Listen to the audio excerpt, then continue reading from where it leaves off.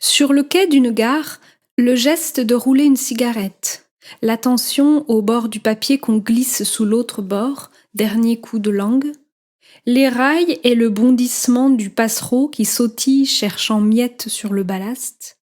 Dans le hall d'entrée, une arrivée, c'est une rencontre? Le geste de saluer lorsqu'on ne sait pas comment, à cela on n'a pas pensé.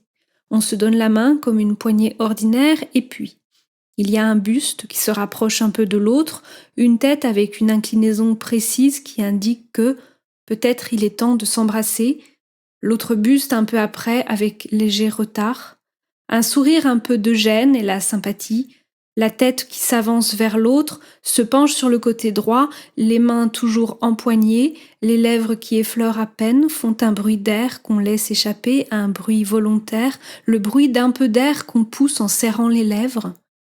L'autre côté, le basculement synchronisé des têtes, les mains toujours empoignées puisqu'on ne savait pas, et ce qui prend le dessus maintenant, c'est le rythme des baisers sur les joues, ne pas s'y tromper, les mains sont restées l'une dans l'autre, à défaut d'être posées sur les épaules, et les légers bruits d'air qu'on laisse échapper. Les marques au sol d'un hall de gare, les bandes colorées qui conduisent. Le brouhaha silencieux d'une gare, les notes de piano dans un coin, vous devinez en passant.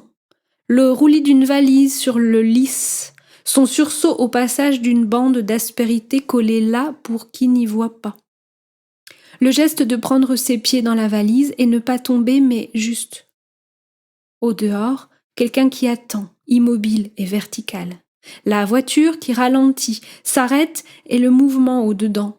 Pour débarrasser le siège passager, le geste du bras droit, penché, attraper un objet, un pull, un livre, un sac, une pochette, un annuaire, un chat dans un panier, une boîte de mouchoirs, une couverture, une boîte en carton contenant un gâteau, des bonbons, un bouquet de fleurs emballé dans un plastique transparent dont le bruit fait frissonner les dents. Passer l'objet par-dessus le dossier ou entre les sièges. Et dans une belle natation synchronisée, l'autre qui fait le tour de la voiture, ouvre la portière, pose un pied sur le plancher du véhicule, laisse venir son arrière-train dans l'habitacle. Le corps peu à peu descend qui emplit l'espace. Descendent les fesses, voilà, posées là où ne reste que quelques poils de chat, un bonbon collé ou peut-être du sable, la plage, un parasol au fond du coffre. Le sac posé sur les genoux, au sol si la place est suffisante. Le geste peut être de se saluer rapidement, deux baisers qui claquent, on n'a même pas le temps d'y penser, deux petits morceaux d'air volontaires poussés entre les lèvres, et puis le frein à main, la première vitesse embrayée, et l'inclinaison précise du buste dans la conduite au démarrage, les regards qu'on lève vers des miroirs, une main levée pour l'inclinaison. Le corps d'un humain au dedans, ses gestes et le grand corps de la voiture au dehors, ce qui glisse, le mouvement comme continuité, comme interminable, comme infini ralenti.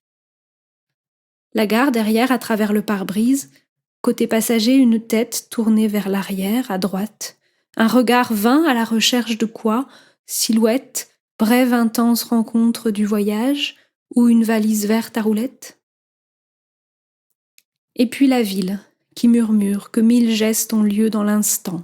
Jeter un papier, tendre la main, le geste de composter son ticket, passer la jambe par-dessus la selle du vélo, composer le code en s'appuyant déjà sur la lourde porte d'entrée, s'écarter à la hâte pour laisser passer le petit camion poubelle, se tenir devant le distributeur, la carte glissée dans la fente, une jambe un peu pliée et le code. Enjamber un terre-plein pour traverser, contourner scrupuleusement les grilles qui donnent sur le métro ou des parkings souterrains.